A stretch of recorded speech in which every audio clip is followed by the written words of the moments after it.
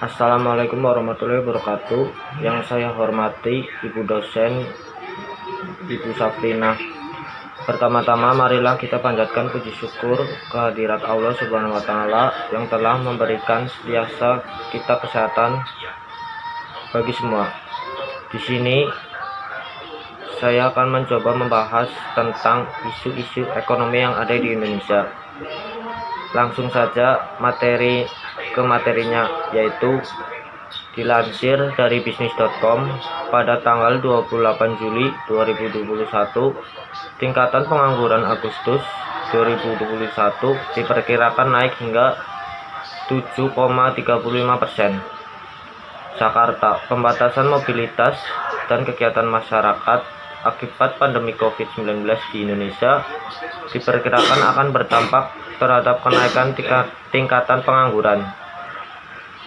Kini, sejumlah daerah Indonesia tengah menjalani pembatasan mobilitas atau yang dinamakan PPKM level 4, khususnya di Jawa dan di Bali.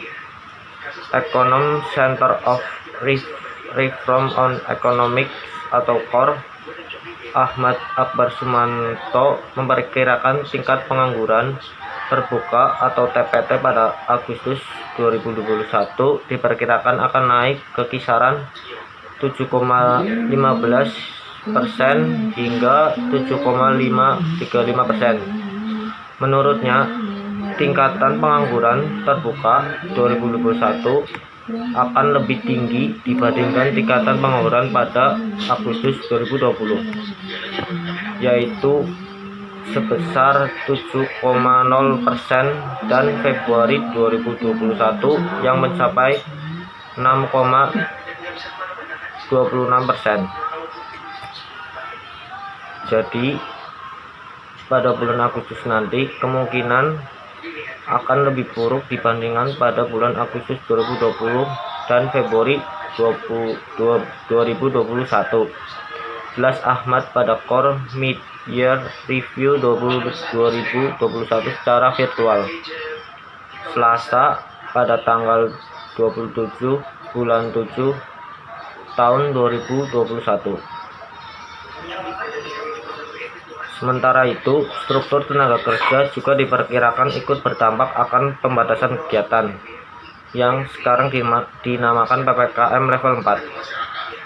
Ahmad memperkirakan proporsi sektor informasi akan lebih besar dari pekerja sektor formal, yaitu kisaran 60% hingga 61% pada Agustus 2021.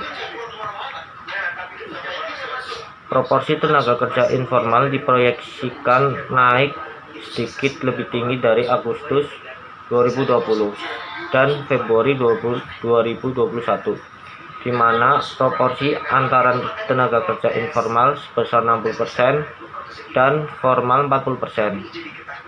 Jadi kalau 60% pas berarti sama persis dengan tahun lalu, kalau 61% berarti lebih buruk.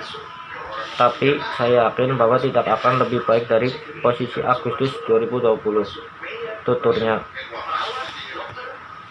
Adapun pemerintah telah menyalurkan sejumlah bantuan untuk menanggulangi pengangguran akibat gelombang pemutusan hubungan kerja atau PHK. Karena pembatasan kegiatan masyarakat selama pandemi, misalnya pemberian stimulasi listrik atau UMKM, insentif usaha, serta program padat karya tunai, dan bantuan presiden atau banpres produktif usaha mikro. Namun, dengan proyeksi yang dimilikinya, Ahmad menilai jumlah dan nilai bantuan yang sudah disalurkan tidak cukup untuk menanggulangi tingkat pengangguran yang diprediksi semakin tinggi. Meskipun arah dari kebijakan dan bantuan tersebut sudah tepat arahnya. Menurut saya, dengan adanya begitu, mungkin ada beberapa solusi untuk menanganinya, ialah 1.